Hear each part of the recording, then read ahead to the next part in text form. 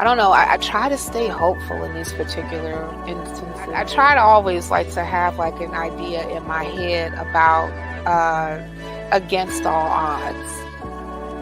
You know, like just because it seems to be difficult or improbable or even impossible doesn't necessarily mean it can't be achieved. Qualified immunity, I believe, in Chicago, especially with the police, is like on steroids. Chief of police actually would torture mostly Black and Latino people that they would arrest into confessing into crimes that they did not commit, and having these crazy sentences. And matter of fact, found the whole area where they would basically get tortured into these confessions. Just over police, like, impoverished areas that happen to look mostly like me, then that's what they're going to do. They don't need to be over militarized. They don't need to be over policed. They need resources. The advocacy group that I work with, and specifically in our city, we've been trying to press our governor to sign an executive order to release rapid relief in our communities that have been ravaged by COVID, and also to sign into law violence as a public health crisis. He decided to do a mini press conference in front of his house. He decided to call the cops on us, and it was only 3 of us.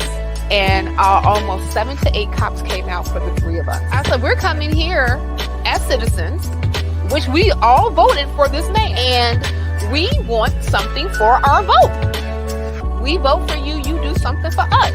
And now you're just ignoring us. I mean, what do you expect?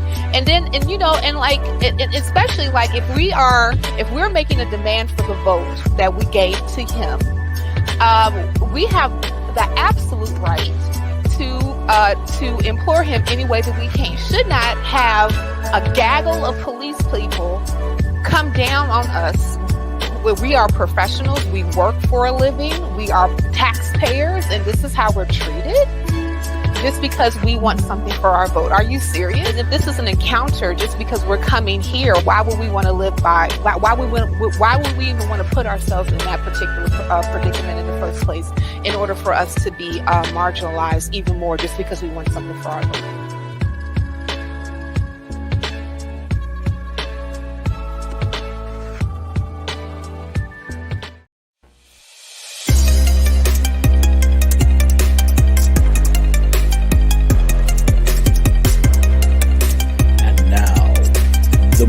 You've all been waiting for.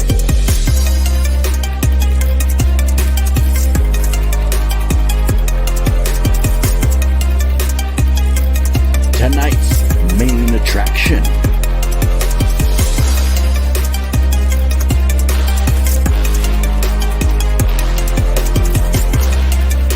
I present to you International Freethinkers.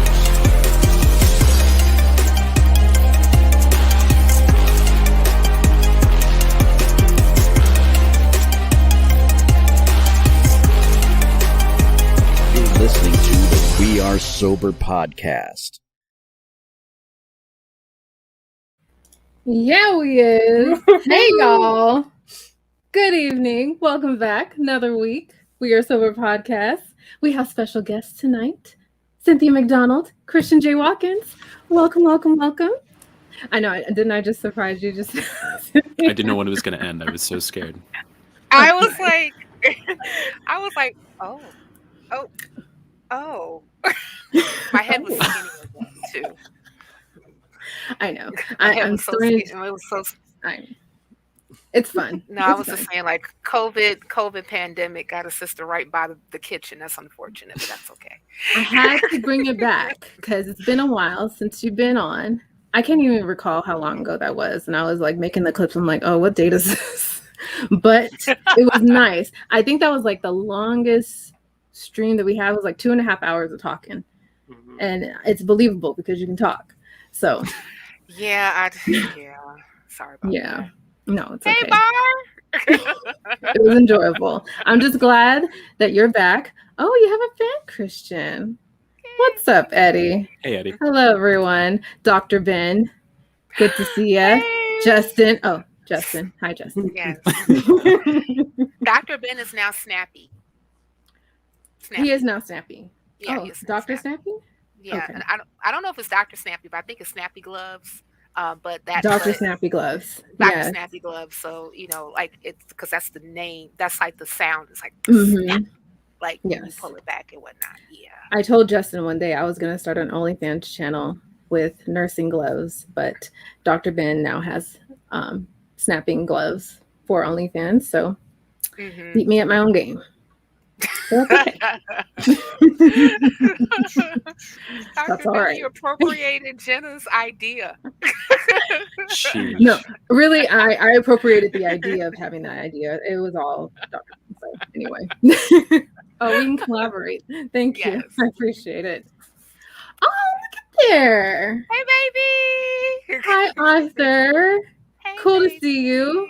Very nice. Thank you for stopping by, young man. Thank you. Mikey, good to see What's you up, too. Mikey? Fellow Chicago in. Yes. So obviously there's more pepper on the screen tonight. Yay. Just because, you know, Justin is my partner in crime in this, he is at liberty to be here. So plus Thank you for allowing me on today. Allowing you on, Justin. He's mixed. He's got it. I'm just joking.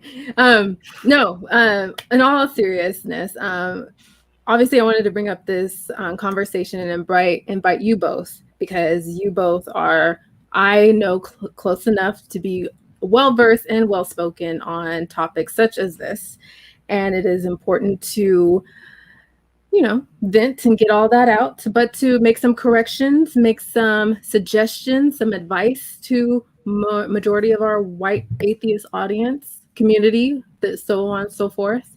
And it's a good thing. And it's not just a primary focus on Black atheism, but there are other subcultures, subgroups within the atheist community that don't have that same representation as, you know, what is predominantly out there.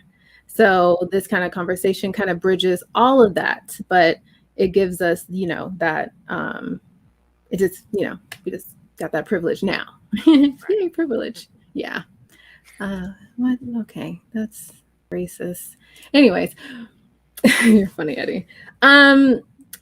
Yes, so this conversation is based off a recent video I did in collaboration with Pasta Mike from Normalizing Atheism. Again, thank you so much, sir, for putting that piece together.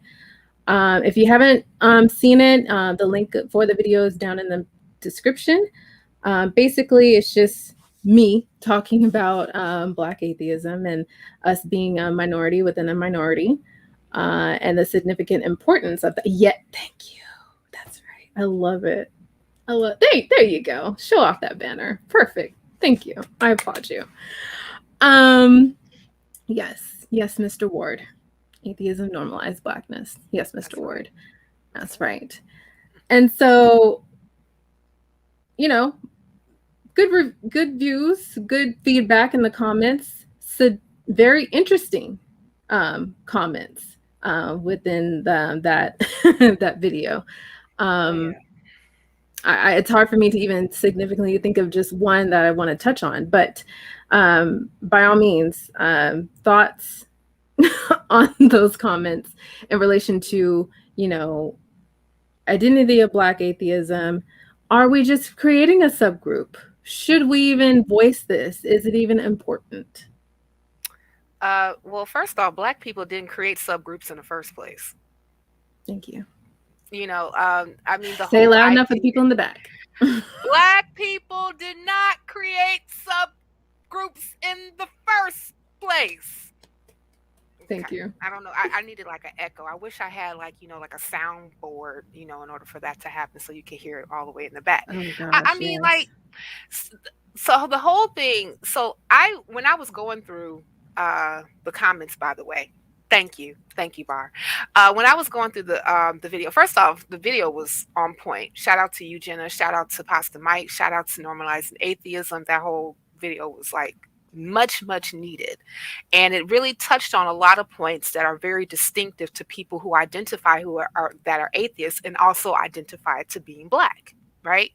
But some of the comments that I can think of two at the time when I decided to go ahead and put in my 15 cents, were very tone deaf. One relating to why should there be a Black atheism in the first place, and another one who almost like equated, and I'm paraphrasing, this whole notion of it being like a bad thing to even like to state that this whole Black atheism is a thing, Mhm. and the thing about it is, and one of the things that I mentioned is that because we did not create race in the first place, this is not our design. This is not something that, we was sitting around the campfire or having a barbecue and decided, hey, let's go ahead and create race. No, that was never us. Okay. And also, if we even look at the history of race, we have to also understand what the whole notion about creating race in the first place. It was to create a subculture group in order to make them the labor force that is now we know as the United States of America. Okay, that's the short of it, right?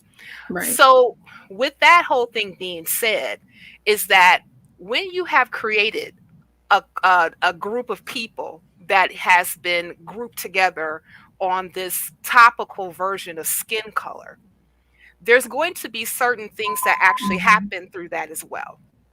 And including if they're going to be within this, portion of the country, then oftentimes culture is developed. Okay. Mhm. And cultures are also developed based on belief, based on environment, based on commonalities within that community. Now, when we, fast forward all the way to a developing group of atheists that happen to be Black, because remember, we're still very much so a minority within a minority. I think the last time I checked the Pew Research, specifically with Black Americans, is that we're less than 1% that are out. Yeah. Yes. That say that, Yeah. Black folk in America are overwhelmingly Christian, overwhelmingly, almost 80%, So now that we have, our whole identity of not being a believer, like we don't believe in a God or gods, and that's pretty much all what atheism is. We have this whole added notion of what it means to be Black.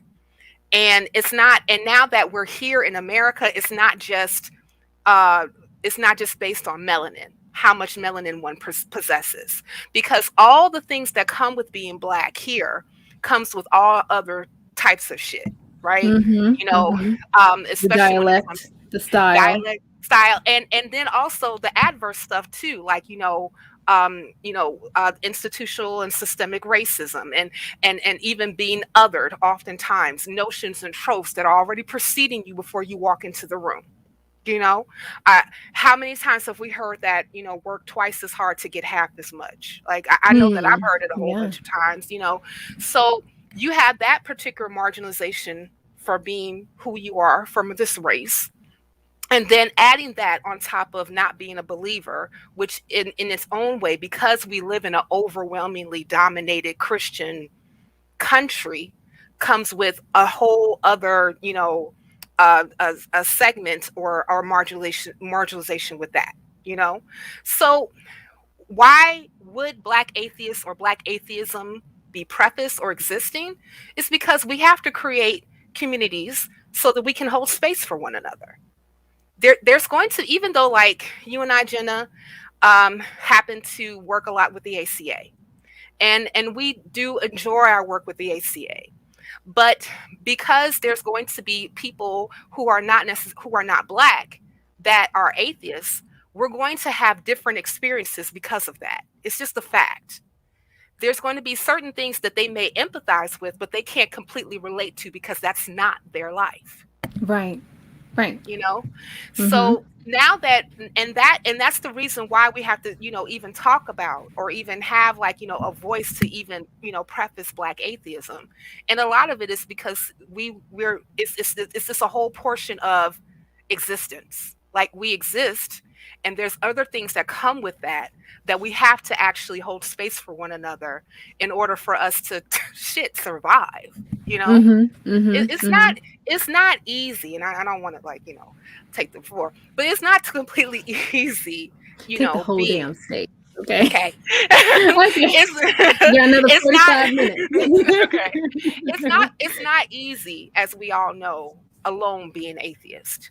I know I'm lucky that my family is not really so high-minded in Christianity that they have marginalized me or cut me off or anything just because I'm out as an atheist, right? So that's one thing. But that's not the case for every person that happens to be Black in America. Oftentimes, thank you, honey, right?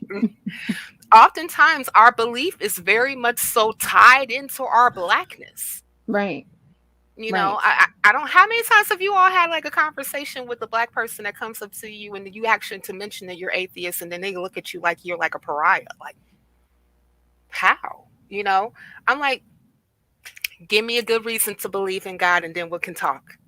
There you go. I'm gonna put you on pause. You're saying a lot of good things. Thank you for that intro. Christian, what say you? Cynthia's giving y'all an education. I don't even know why Cynthia's got it on lock and key. I'll say a couple of things because obviously I agree with all that, and it was really well said.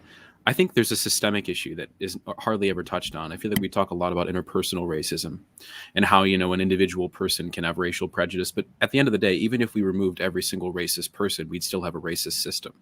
Right. The power structures were put in place as to perpetuate a cycle of racism. And Christianity gives a systemic mechanism for that continued oppression.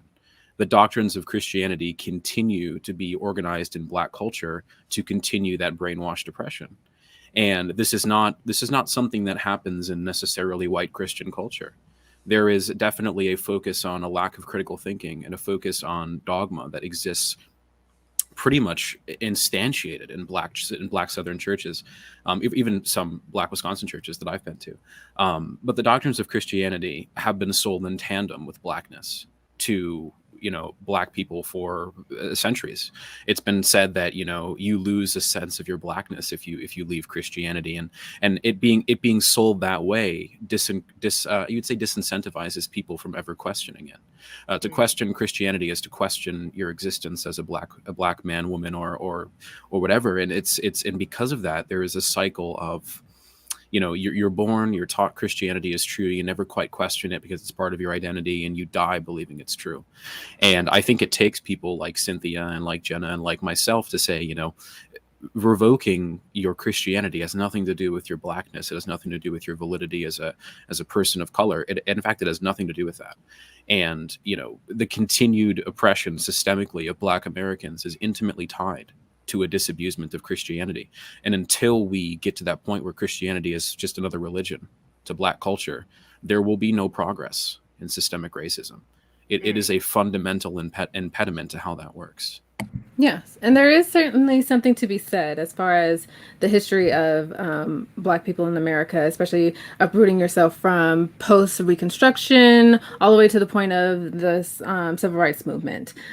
Black church in general was that safe haven, was that communal place to find support, food, shelter, meetings, all that, everything else in between. That was the safe haven for us through our pursuit through the Civil Rights Movement.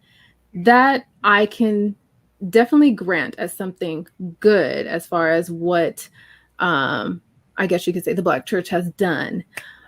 But all that set aside, the teaching, how it was, as I had said in the video, like just we were hit with the Bible and verses utilized to, demean us, enslave us, capture us, all that in between. And so, yes, it has provided some type of, I won't say growth, but sheltering and support.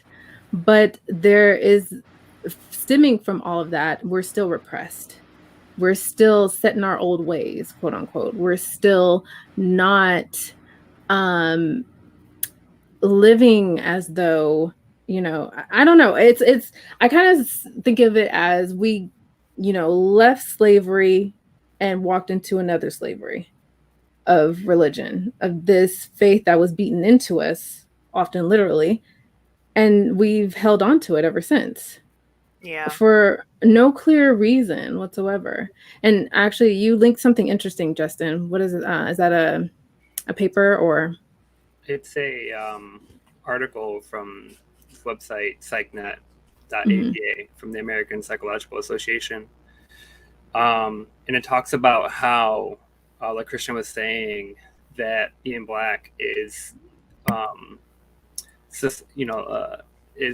tied with belief. So if you don't believe in God, it's interesting that they don't discriminate between religions in this regard. If you're a Muslim, they're not saying you're not Black. It's just only if you don't believe in God, right? So if you don't believe in God, then you're not Black. And this is it's just the abstract, but it just shows that there's studies being done, and it's proving or showing evidence for this connection that people draw between your ethnicity and your religion, which isn't necessarily there's nothing tying them together. I think there was something that Jena said about I think there is a reason why slavery went to Christianity so quickly, and it continued. I think there is a reason for that. There's a common historical phrase that I know of, which is, if you can't enslave someone's body, enslave their mind. And if you can no longer take the fruits of their labor directly, you might as well take them indirectly by convincing them that they are reliant on, white systems or systems of power that are built by white people to have any of the things that they have. And this is where, Black conservative culture comes from. This idea that, we should be thankful for the progress that we've made, and that should be enough for us to look back at in pride of this country. I have no problem saying I hate the foundations of this country. And if I could rewrite it, I would in a second.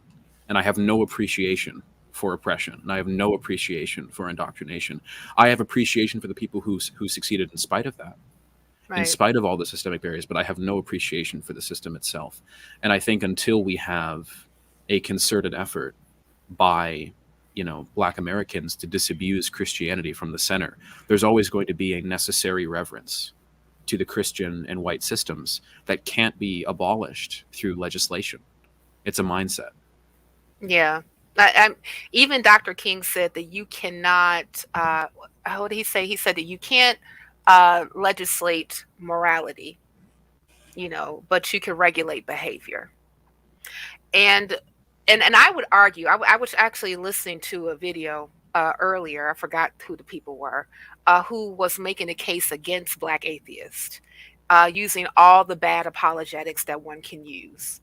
And one of their whole notions is that Black atheists exist as a bucking against racist systems that happen to be tied into slavery, and why did God allow it? So it's more like it's more like this particular pushback against the system that happens to seem to be hand in hand with Christianity, and I would have to completely disagree. But even if we took a portion of that to preface Christianity and how we had racist systems develop, we can very much so tie in a bunch of different historical factors that helped actually create the system in the first place, that was absolutely buttressed and supported by Christian notions and Christian Bibles and things of that nature. I mean, I oftentimes talk about this book by Robert P. Long called White Too Long, that talks about the Christian church and how the American Christian church and how racism and racist systems was absolutely hand in hand with one another. Oftentimes, even the ones who became like some of the most famous apologists for slavery were specifically Southern Baptist Christian preachers at the time. And we have, matter of fact, the Confederate vice president, I forgot his name, was very much so if anyone want to Google that, please do. But he wrote a very, very famous speech, basically linking the ties of God and why we were right to actually, separate ourselves from the Union, who wants to get rid of this God-blessed system. And the thing about it is that I would even argue with those ones who says that, okay, well, your whole existence is because of racism. And I'm like, okay, so if that's the case, and if that's what you want to say, I'm not going to completely push back against you. But if my whole argument is because of racism and how the Christian church perpetuated racism, why wasn't your God benevolent enough to stop that shit in the first fucking place? There's never an answer to that. Ever. Never a satisfying one. Oh, well, that's true too. Yeah. They give an attempt. It's never good, but right. But the attempt is always this whole thing that you mentioned before, Christian. The I conquered despite of, and therefore God actually strengthened me to do so, and that's total and utter bullshit. Right. Because if you flip it over, it's the same thing. It's if you were to change the predicate and say, I failed in spite of this, you would have the same argument, right? Is God involved in that? It's like, no, God is involved in none of this. This is humans being shitty, and this is the historical systematic oppression that comes from deeply human desires and deeply human flaws. And to claim that, it's really funny. If we're going to use the same texts that brought us into bondage to bring us out of bondage, what is the one constant? It's like the text. Right. If the text can be used to both justify and abolish slavery, maybe the texts are the problem. Maybe we're spending too much time over analyzing whether or not we can make a biblical case for removing Black oppression. Maybe we should just remove Black oppression instead of having a conversation about whether or not the Bible wants it to happen. It's like, who gives a fuck? I certainly don't give a fuck. That's right. Yeah. One of the things that I find interesting is that kind of prompted this discussion is that, as atheists, we often talk about how Christians sell you both the disease and the cure with heaven and hell, right? Mm-hmm. So they're saying you're going to be punished unless you do this, but it's the same concept. Whereas slavery and biblical redemption or getting out of it, hope at the end of the tunnel and going to heaven, there's something better out there, went hand in hand. So it's interesting to me that somebody can look at what that atheists go through and what they're presented with, and what the consequences are, and internalize that and accept that for themselves. But if some other group or some other people go through something very similar, but on a different level or only in their particular group, that's a foreign idea. That's a great example, and it's still true today.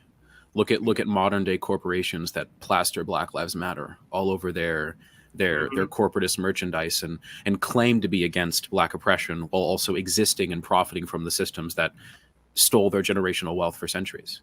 It's like you can't hold those two positions honestly at the same time. Either you're upset about Black oppression or you're not. Right. It's that simple. And if you're going to keep operating in a system, exactly, there's not a single gray area there. And in selling the disease and also selling the cure, it's like you're saying, I'm going to continue to sell you products made from slave labor, products made from wage theft, and products made well into immoral market practices, and then I'm also going to sell you the cure to that, which is performative activism. It's us putting flags up and we're gonna fill our stores with $2 Nikes that we paid $2 for. Yeah, we are. But we're gonna have a Black mascot for a while, something to represent our brand for a minute, for a while until she's no longer profitable. Right. That's the key. Until they're no longer profitable, we can replace them with somebody else to be our particular. What does that sound like?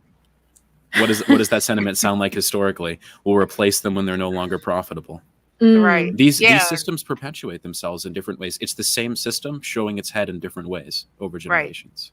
Right. Exactly. And that's what makes the system so. I hate to use the word evil because I don't necessarily believe in evil, but that's the closest thing to it that I can consider being evil. It's okay. It's bad, people. It's just bad. It's condemnable. Yeah. It's abhorrent. And yeah. Okay, go ahead, Jenna. What were you going to say? No. I didn't want to dive too much into the tangent. Corporations are evil. We got it. Okay.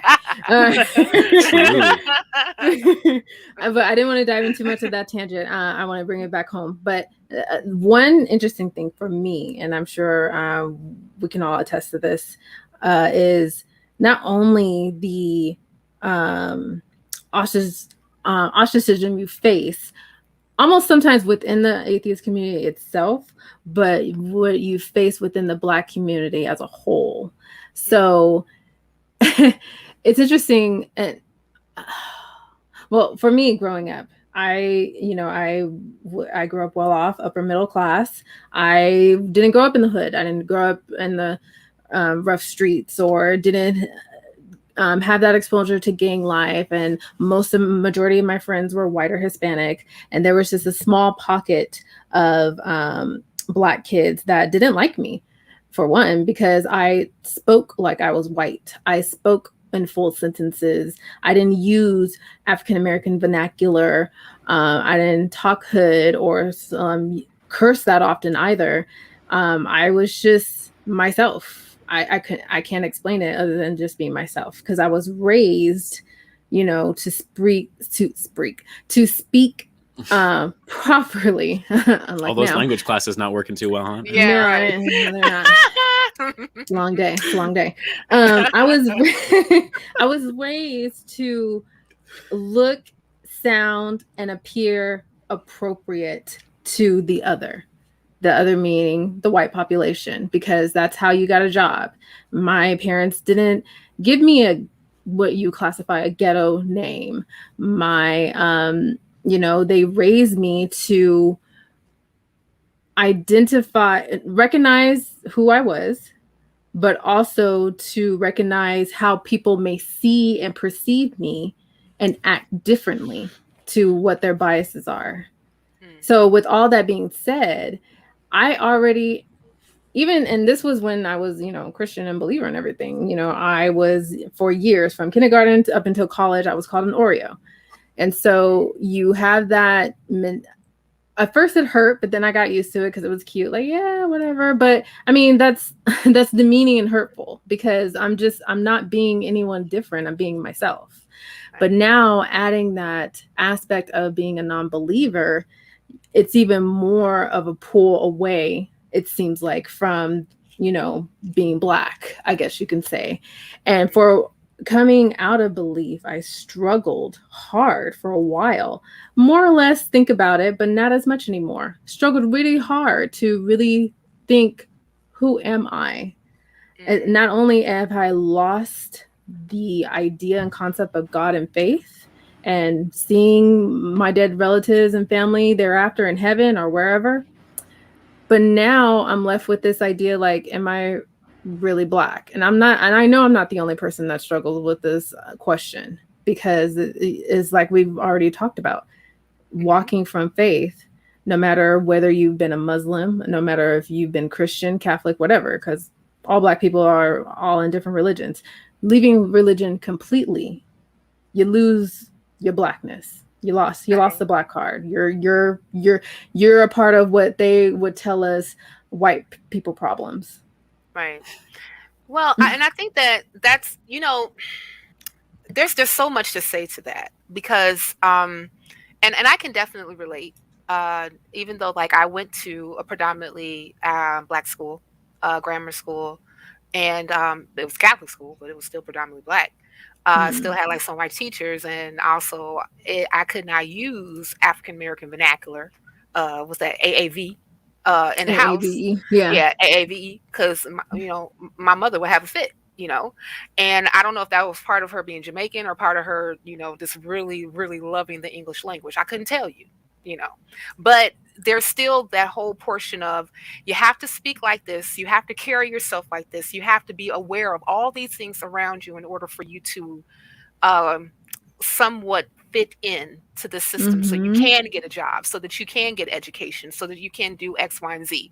That's still an added burden that most Black folk have to carry, because not only are you saying like, okay, well, I have to make sure that I'm speaking a certain way. I have to make sure that I'm educated and I sound educated, and I have to try even harder in order for you to see these things, in order for you to accept me, white America. But at the same time, if I'm presenting myself this way, I could possibly face some type of backlash from my own countrymen. You know, right? You know, and too uppity.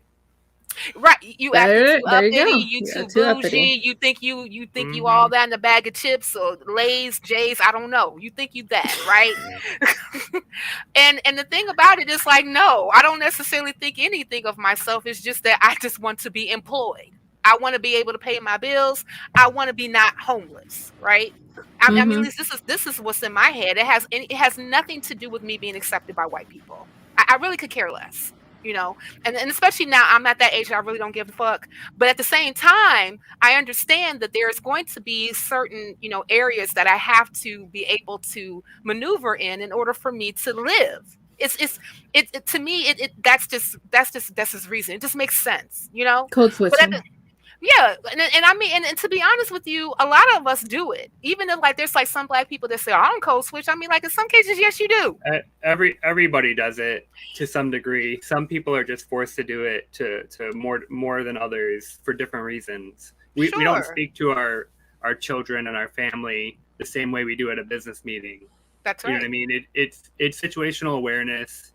You know, it's knowing how to behave in your environment, and people do it whether they admit it or not. And some people just have extra things to be aware of.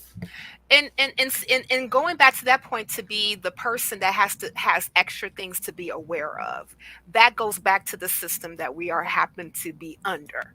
This particular system has perpetuated this whole notion that I have to do this in order for me to function, right? And so but then there's this still dichotomy of identity, because you do it, right?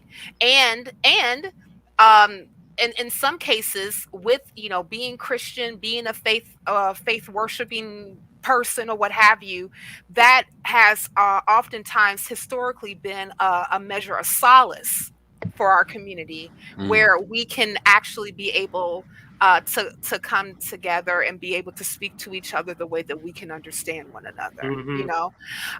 But now, and you know, as you mentioned previously, Jena, you know, what does that mean for a person who happens to be African American, and now you don't believe? You don't really have access to that community anymore.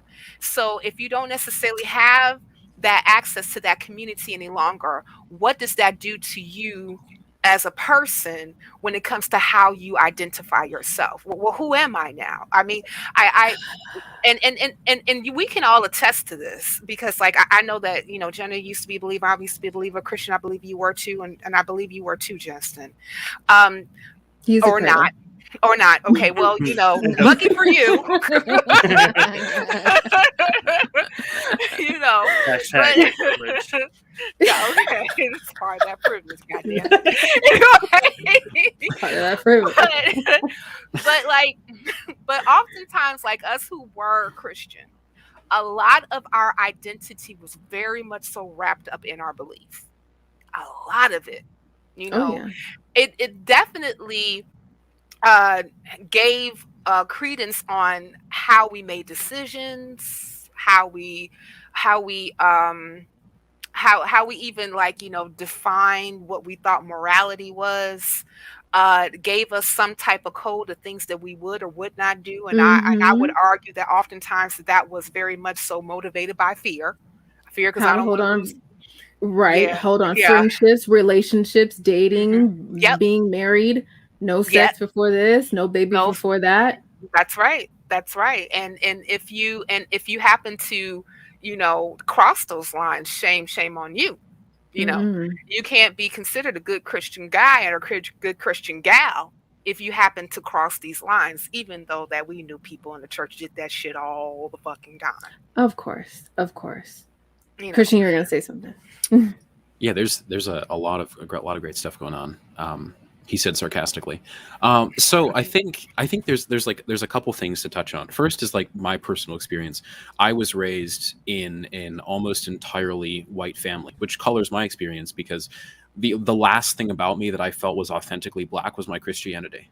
And that's a lot of the reason why I didn't get rid of it for the longest time, because I felt that everything else about me had been so whitewashed that the only thing that was really keeping me centered in a cultural identity was the fact that I believed in, the Christian God. Eventually I got rid of that, but I was thinking about the success thing. There was a quote that I read somewhere that was something like if the standard for success is whiteness, then you can't blame Blackness for failing. And it seems it's to me like that. It's so simple, but it's so illuminating. Like if you look at Black culture right now, the most common critique, as I like to call it, the most common caucasity critique of Black culture is that it's a failing culture.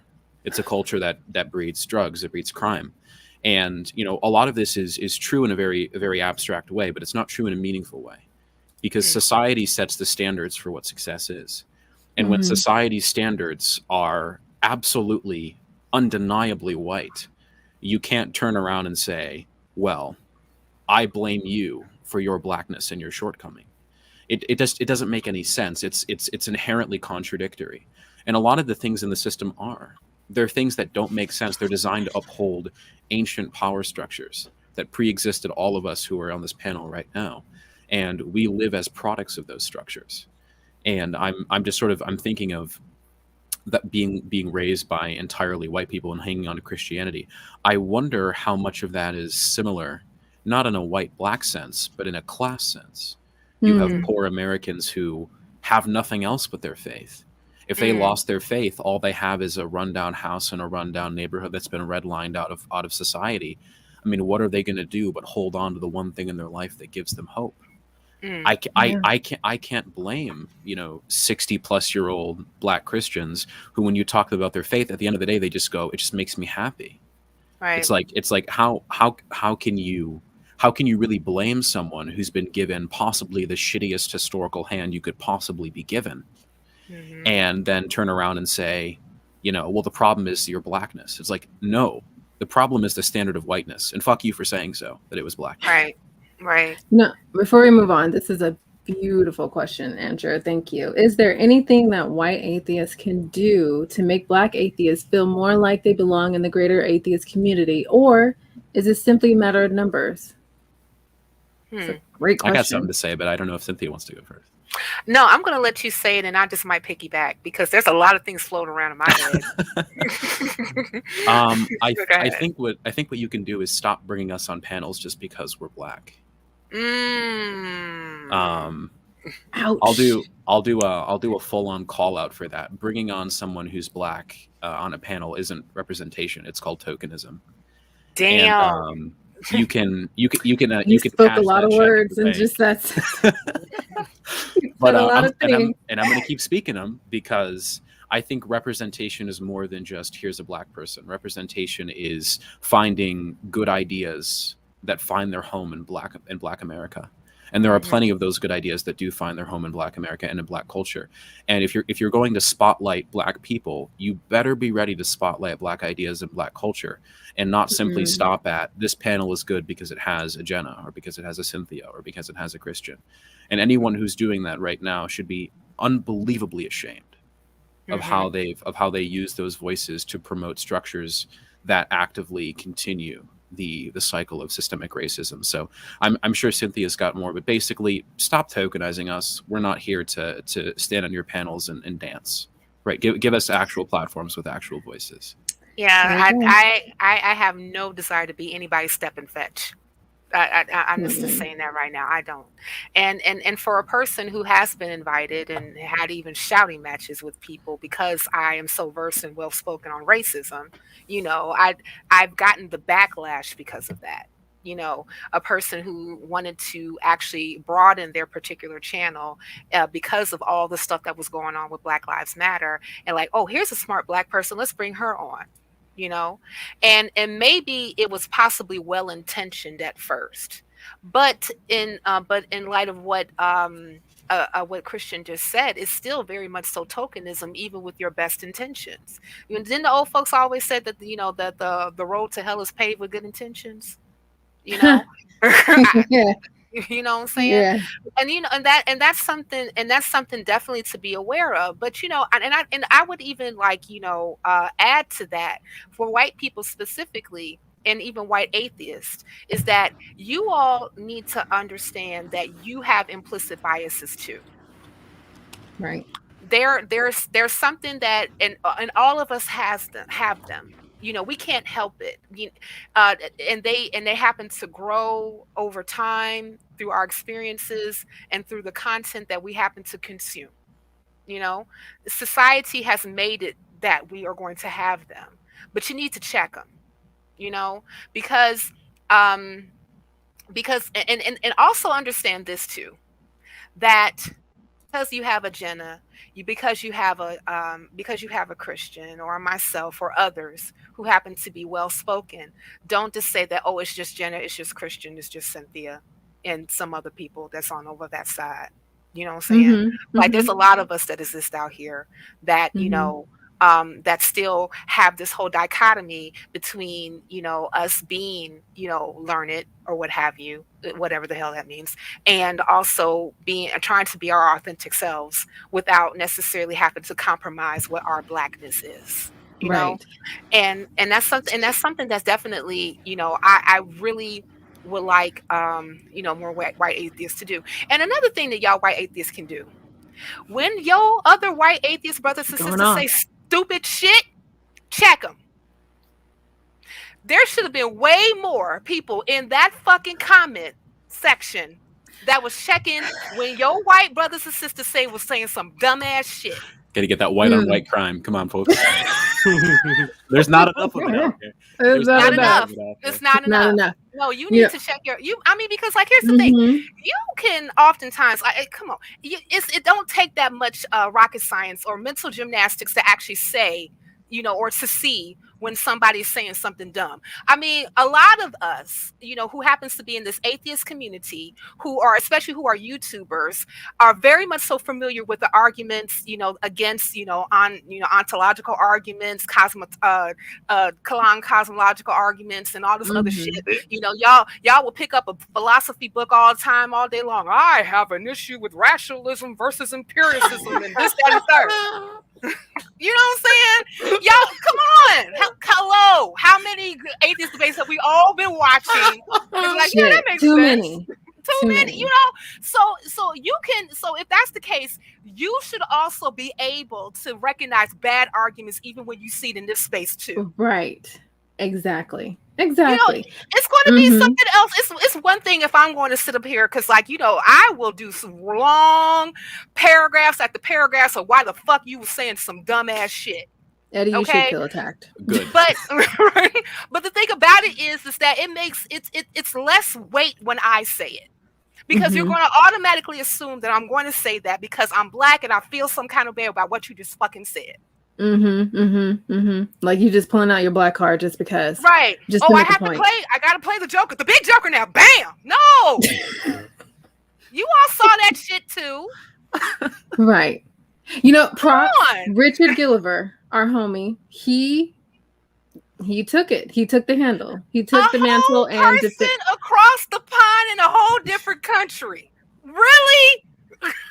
Really? Shout out to Richard Gilliver, by Thank the way. you. Richard Gilliver, make sure thank you. You. Actually look at the nonprofits. We will actually be on the same panel on the nonprofits on Sunday. Skeptic Hangout too. I'm invite them on too. He's part of that. Thank you. Show.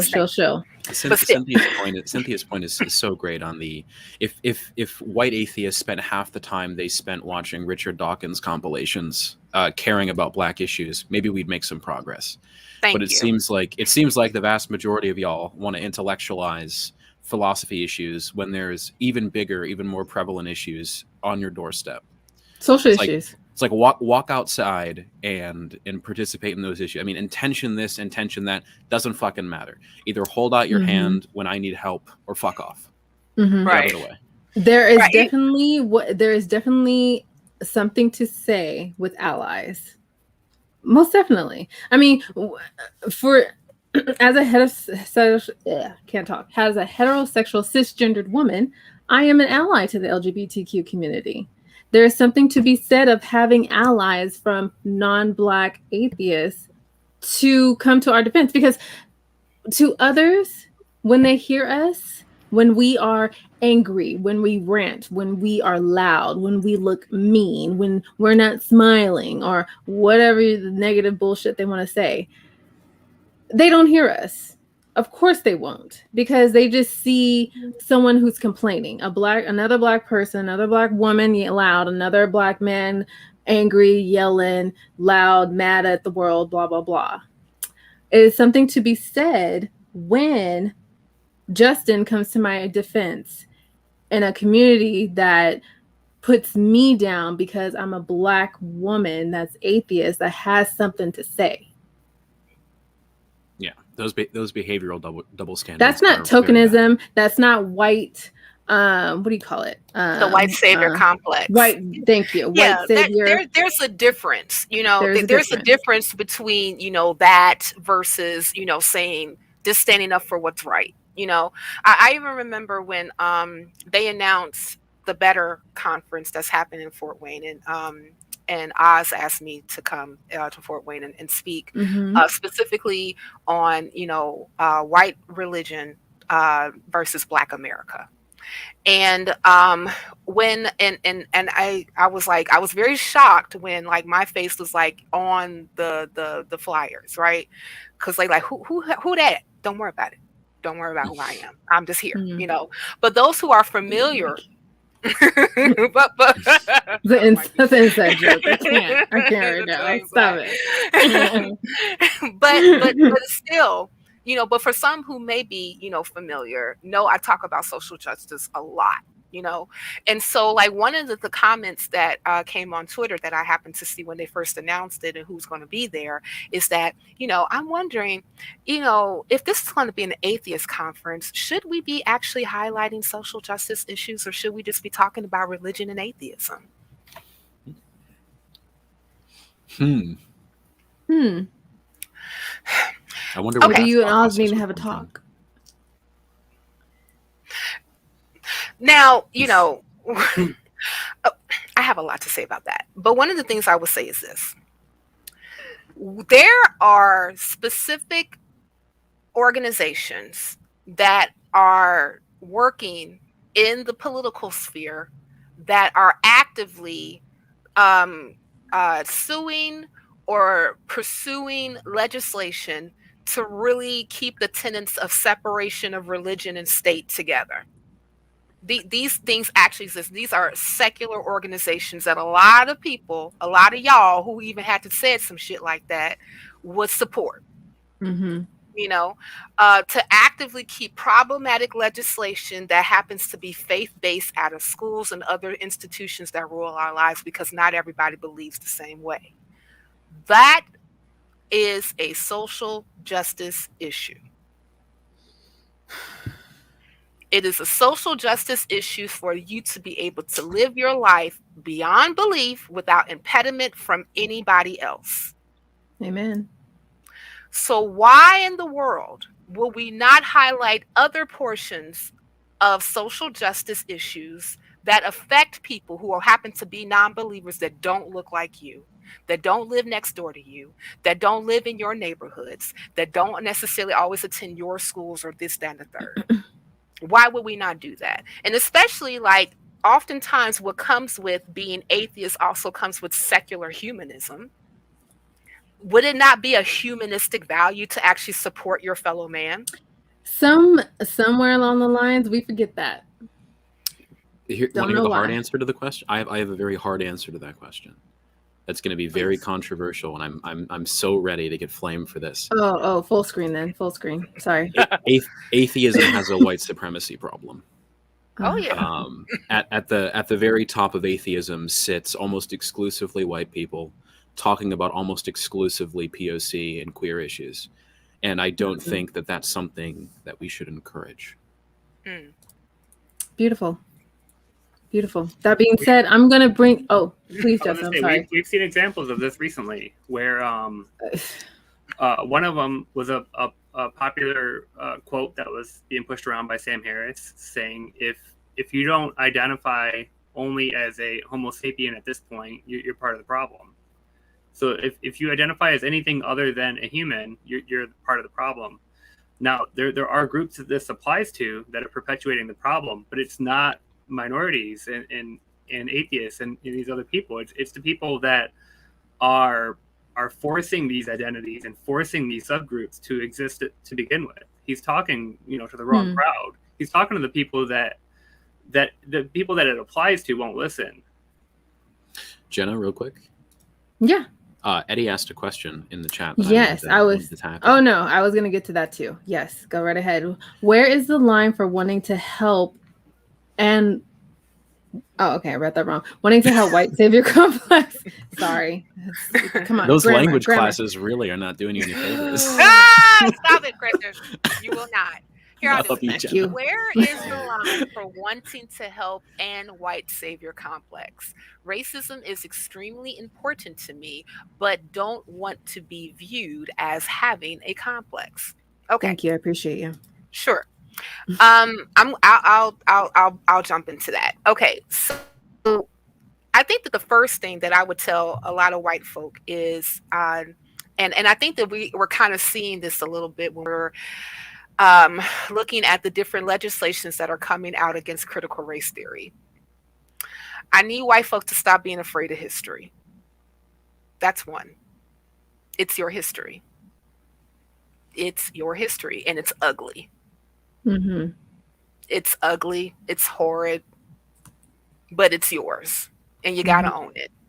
And just talking about your history is not going to make people racist. The systems already perpetuate that on its own. And just being hush-hush silence about it is not going to make that go away.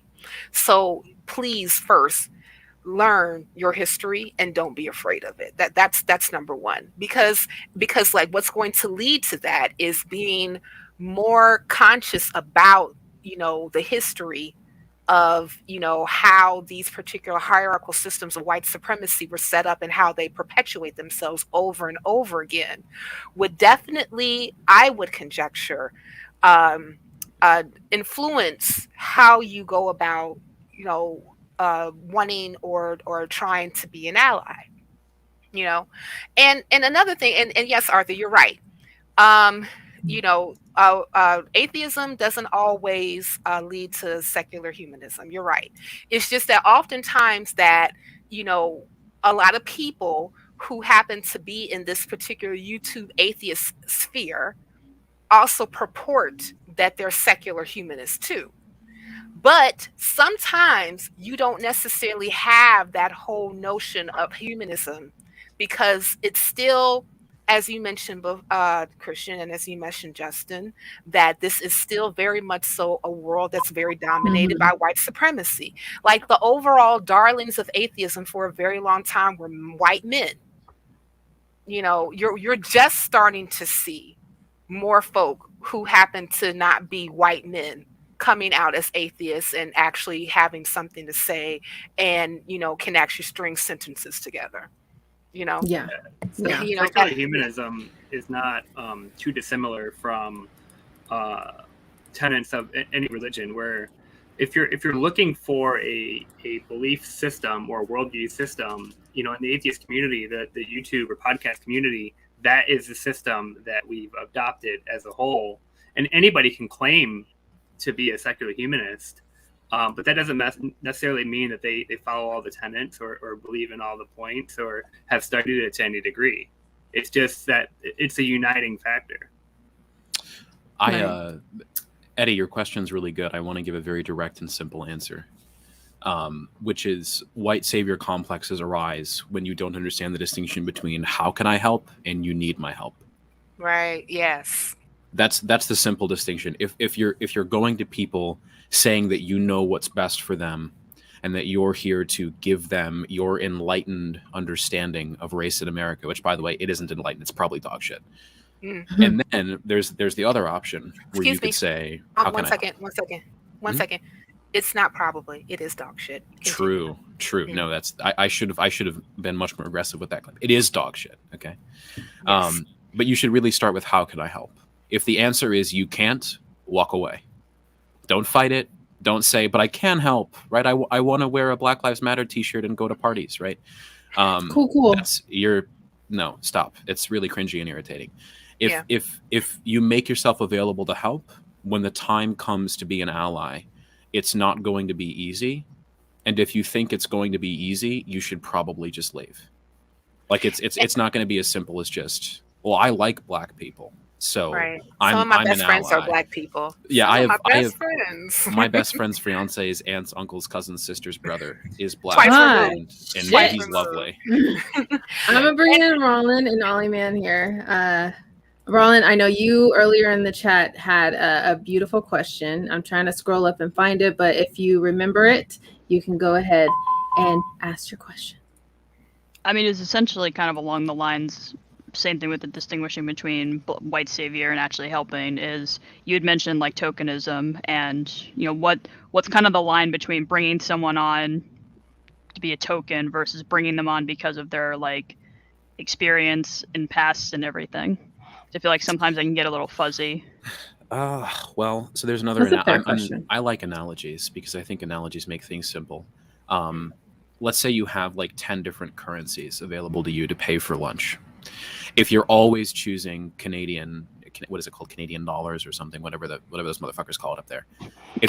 If you're always choosing Canadian dollars because you feel some sort of obligation to satisfy the intentions of Canadians, then that's tokenism.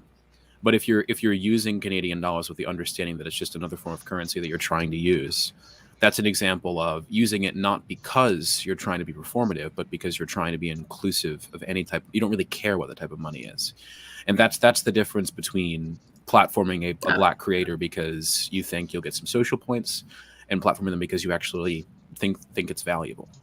Right. Mm-hmm. And I mean, and also too, I think that it goes with intention as well. Like if you're bringing a person on who happens to be well versed about the topic that you guys are discussing at that time, and they just happen to be Black, that's not tokenism. That just means that you appreciate that person's knowledge about that particular subject. And like Student Ben, like one day we're going to get that video done about HIV. But we're going to get that done. But but that was the whole thing about like even us like having this whole conversation about, hey, can we do a collaboration with each other because I happen to be a HIV case manager. It had nothing to do with because I'm Black, So and I think that that's something that has to be hopefully the primary thought rather than the tertiary thought. If we can be more so intentional about, if I'm going to bring a person onto my particular platform, if you already had in your head, I'm bringing them on because they Black and they can talk about this, then you've already failed. Or you utilize that, you entice them with someone that is like, well known, who is also Black, and they're like, oh yeah, I'm running this thing, and so-and-so gonna be there too. So-and-so, right? So-and-so. That sounds very familiar. Yeah, I think you're gonna be there. There is a distinction between the way all Americans talk about Canadians. Yes. Yes. Behind their back when they're not listening. Absolutely. We're just really upset with that whole single payer insurance thing. Yeah. You're jealous, you mean? Jealous. I do think there is a relevant distinction between, Black folks creating spaces for Black folks and inviting people on to create those spaces versus just, a white creator bringing on Black folks on, some sort of podcast because, it's just performative social. It doesn't get anything done. Like the world isn't made better by you bringing on 6 Black people to your podcast that already has majority white people working on it. Like nothing is gained from that, right? What is valuable though is Black spaces built by Black creators. and those spaces being intentionally inclusive of Black culture and intentionally inclusive of Black ideas. I think that's super valuable. But you start to get into like white saviory if you're like, I'm gonna host a Black panel because I'd really love it if people didn't think I was racist. Because it's almost Juneteenth, or it's, Black History Month. It's one of those holidays. One of them holidays coming up. Oh yes, it's February. Let's go ahead and get a bunch of Black people on. Oh, it's February. Gotta get some Black people. Yeah, gotta get some Black people on. It's like, why don't you just have us on for the rest of the year? Gotcha. Yeah, like that just gives me flashbacks to a podcast I listened to. It's about video games, and they decided around the Thanksgiving time to bring on a Native American podcaster. I forgot what he did. I think he did some sort of gaming podcast to ask him about. They do bad games or like weird games. Ask him about this game that was like this really disgusting, like very retro game about like Custer, like General Custer or whatever his name was, Colonel Custer. I forgot his name.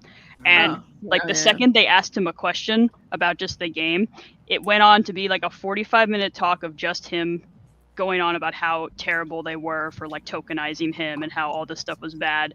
And the podcast just like ended. Not the whole podcast, but like the episode ended like really uncomfortably for the three people who are all white who brought them on for that. So yeah, I'm always worried for something like that to like inadvertently happen.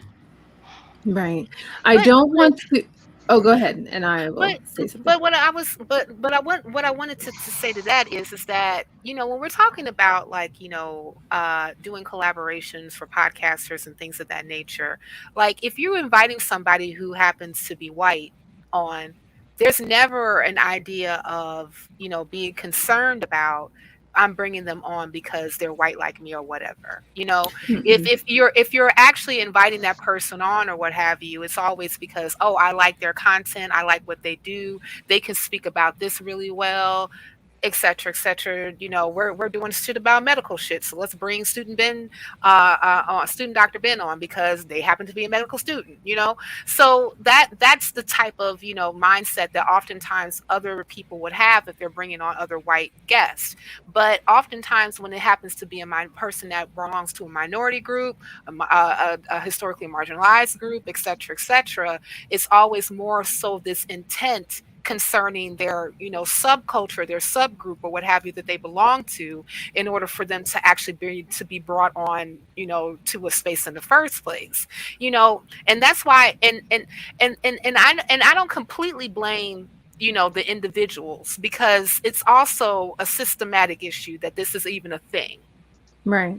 Right. And so and that's why it's kind of important for all of us, no matter what, when we are bringing ourselves into these particular spaces, to be way more intentional about what we're trying to do and what we're trying to accomplish.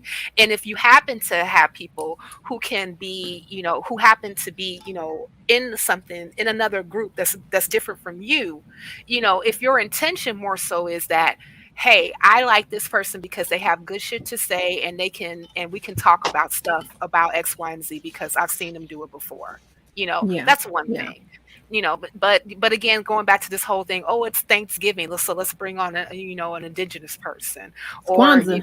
It's Kwanzaa, so let's bring on them, right? So Kuji Jagalia looking at us, let's bring a Black person. I've never right? celebrated Kwanzaa in my life. Talk about Kwanzaa. But we did Kwanzaa services when I was in church, because it was a Black neighborhood. So but that's neither here nor there. So I have a spicy talk. I have a spicy just like anecdote about something involving Kwanzaa, and maybe talk about it in the after show. But I guess another question I had was like, say you're like a podcaster and you just say it's about sports or something. So you do a lot of things about sports, baseball, and you kind of realize that a lot of the people you have on happen to be of like they look the same, like they're all white men or something. Is it considered tokenism if you're like, I want to get different perspectives, I'm going to look for people who have expertise on this sports stuff, but they're not going to be white men, so I'm going to look for Black women or Black men or Hispanic people? Is that considered tokenism, or is that trying to be diverse and get different perspectives on the podcast or the whatever you're doing? Personally, I don't necessarily have a problem with that. If you want to expand the conversation with people who have different points of view, who happen to still be experts on that topic, you know? Yeah, it's not like you're just grabbing a random, like, oh, this is a black person, I'm going to put him on the show. But it's like, okay, I've been talking to all these white sports podcasters. Let me look for, like, a black sports podcaster and ask for them to come on to talk about this random. Like, I guess the issue would be if you're like, here's an issue of, like, you know, they're talking about, like, the Colin Kaepernick issue. Oh, let me find a black person to come and talk about this. I can see how that can be more of an issue. But if it's just like, I'm going to pull a black sports commentator to just talk about the games this week. This is why, like, another hot take. This is why liberalism is cancerous. There's this idea in a white liberal culture that we should just ignore race entirely, and that we should just stack up the credentials and see where it falls. And like that's like the wrong yes, like a like a meritocracy. Like that's the wrong approach too. Like there is a line between saying I'm going to look at POC creators and find qualified, educated people to discuss a particular topic, and saying I'm going to look at POC creators and find the first one that I see to come on the show so I don't look racist. Like those two mentalities are so distinct because it's credentials plus diversity. If you have either or the other, it's either hollow liberalism or just racism. And either way, you're not doing anything. Either way, it's useless.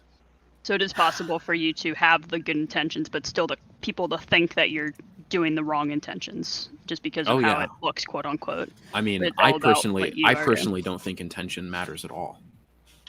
I couldn't care less if you had good intentions. If you platform people and it turns out that it looks just like basically like a zoo of sorts, where you just display black creators because you think you'll make a quick view here and there.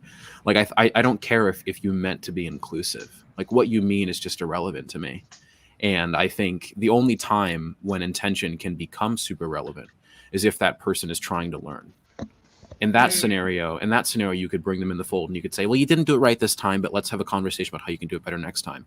But as far as intentions mattering to begin with, I don't think it matters at all. I think the consequences of your actions matter far more than how you intend them to affect somebody. Yeah. Justin, final word? Oh, and unless Ron had another question. But I guess my thing was saying is like, say, I'm a sports podcaster and I have way too many white men on my show, and I realize that I'm like, I need more diverse perspectives. Let me try to find a black sports commentator and have them on for the show. And it's not for like Black History Month. It's just whatever games are on this week, we talk about it. But there are people who might think, oh, you just brought them on because they're black, and like where actually you were trying to be the diverse, and I'm worried that sometimes that overlap. Well, that reaction is valid. Yeah. If someone believes that's a valid reaction, if you didn't intend that, cool. But I think that especially Black Americans are entitled to a little bit of skepticism when it comes to platforming Black voices, because there's been such a systemic issue of a lack of Black voices at the forefront, that when they start coming to the forefront, we have to be skeptical of whether or not it's for good, and it's for good reasons, and whether or not it's causing good outcomes. I don't think it's unfair for a Black viewer to look at the panel and go, there's 5 Black folks, there's 1 white folk. The white folk is the person who's running the stream, and next week it's going to be 6 white people again. I think it's very fair to be like, well, what's going on there? Right? Is that an earnest attempt at diversity, or is it an attempt to, someone says you're racist? Well, look at this panel that I hosted that was all Black. Isn't that cool? Right? Can I have a cookie? I'm gonna do it again next year. Right. Yeah. Same bad time, same bad channel. If your diversity is annual, it's not diversity. Yeah. And I think that, and another thing too, Roland, even if you are going to like say, well, if I'm going to bring this particular person who happens to be Black, who happens to know about this subject, and because like I'm kind of tired of talking to white men, there is still going to be people who are going to question your intentions, whether if you wanted to, whether they were admirable or not. Like, unfortunately, people are going to formulate their own ideas about what your actions are all the time. That's very human. I think that, but again, I have to still go back to this whole notion is that that's never something that is in one's mind if they happen to have people who are mostly on that they invite that happen to be white. That's never a thing. It's always going to be like what is the whole thing about, oh, why that black person on now? And, last week it was all white folk, and the week before it was all white folk, and the week before that it was all white folk, et cetera, et cetera, et cetera. I think that oftentimes, even when we're having these conversations and we're, trying to actually broaden our perspectives to learn, to bring more voices that happen to be different, things of that nature, is that it has to be something that is ongoing to live that possible skepticism down from who happens to be watching you in the first place. Like, this is something, because, like, here's the thing. Diversity, inclusion, and equity are commitments. Yes. They are commitments. And that means that that's not something that you can just do one-off because it's Thanksgiving. No, you can't bullshit your way through that. Right, you can't do it. It's either you have to commit to it or you don't do it, like we were saying previously. Like, and if you can't commit, that's fine. Then that's fine. Leave space for everyone else. Then, hey, like I said, there's like, cool thing about YouTube and other platforms like this is like black folk is coming up and springing up all talking about shit all the time. Mm-hmm. Hello. Okay. Hi, I'm gonna bring it in. I'm gonna bring it in because we're over. I'm gonna bring it in. Justin, final word, please. I don't really have anything. There's a couple comments that I wanted to address, but I can save them for later. Yeah, no, if you're thinking about what Stitix has been putting in, those are definitely something I want to. Oh, no, not Stitix. No, I we can talk about those, but Stitix is always off in his own field. Yes, this one I just want to because I do want to talk to. This is a very interesting point that Stitix is making, because I feel like I just recently had this conversation. I'm a bit torn on this. If I happen to be a member of multiple, from what I can tell, unrelated groups, when I don't think it makes sense to subdivide one of those groups into others. Interesting. Maybe we'll discuss it more in the after show in the Discord. This is fun. I appreciate all of you. I appreciate you, Cynthia. I appreciate you, Christian, for being here. By all means, the door is open, so you can always come back, because now we got Cynthia back. Christian, I think this is our first time here. First time here and first official show in a year. Oh, yeah. I feel kind of special, Christian. I accepted it for you, Cynthia. I love you so much. We brought him out of retirement. We brought him out of retirement. And I feel special about that, especially since, Christian and I have appeared on different things in the past. So, yeah, absolutely. Hey, welcome back. My ignorance, though, right? I'm just gonna, do some cultural appropriation here. Bryce, you should have been here. I apologize. I did not ask you, young sir. But I do want to mention Bryce had a very fascinating on the Ting channel, fascinating conversation with his mama about code switching. Please go to Ting's channel, watch it. It is it's good. It's good. And Bryce, you always speak so eloquently, and I appreciate you and your mother for demonstrating that dialogue. By all means, please, all y'all go to Tang, check out that video with Bryce and his mama. It's good.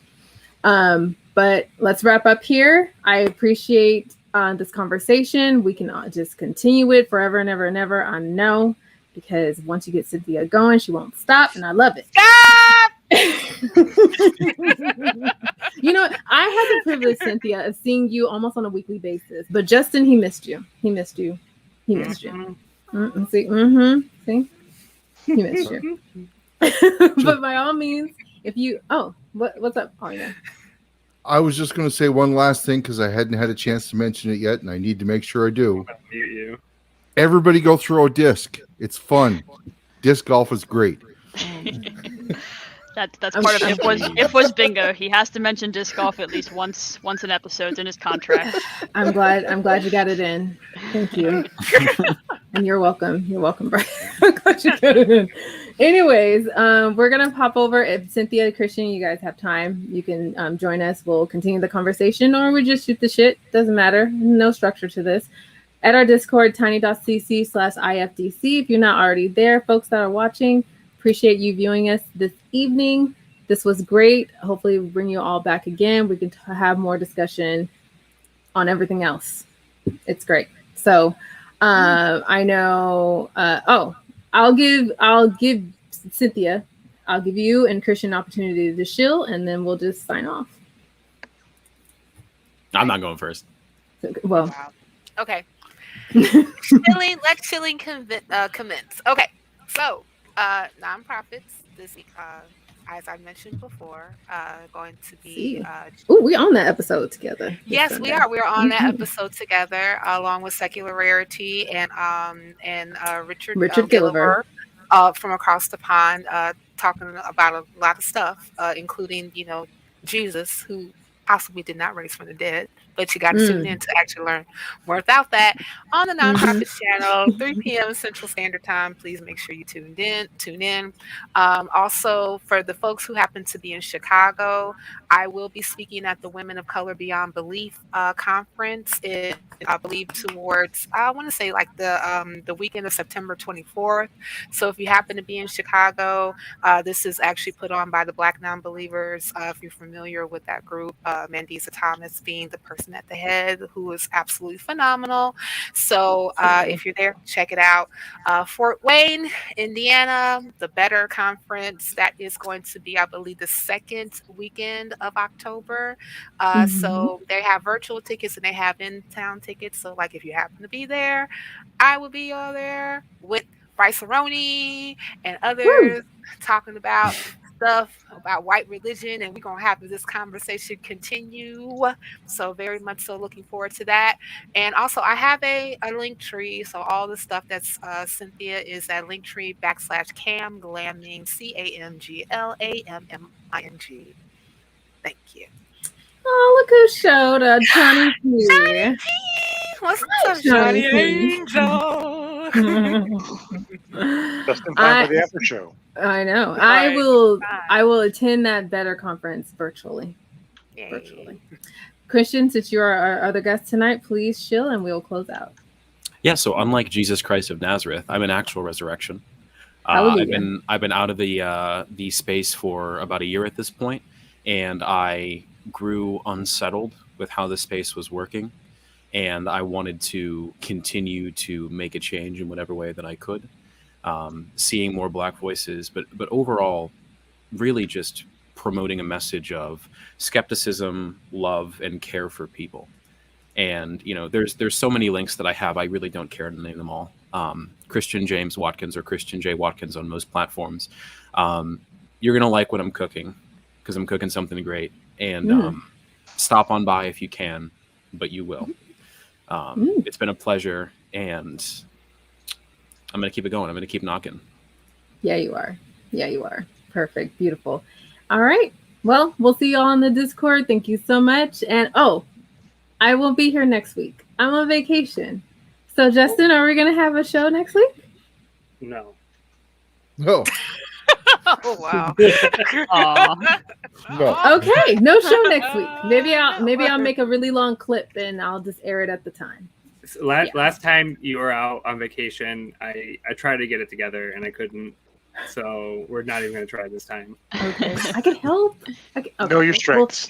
Go on vacation. Enjoy the volcanoes. You deserve I will enjoy it. Jenna. Yes, I'm going to Hawaii. I'm leaving Wednesday, coming back the following Tuesday morning at some bullshit time. It's cray, but the ticket was cheap.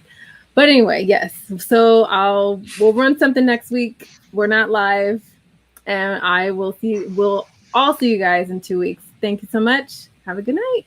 Bye. Bye. Good night.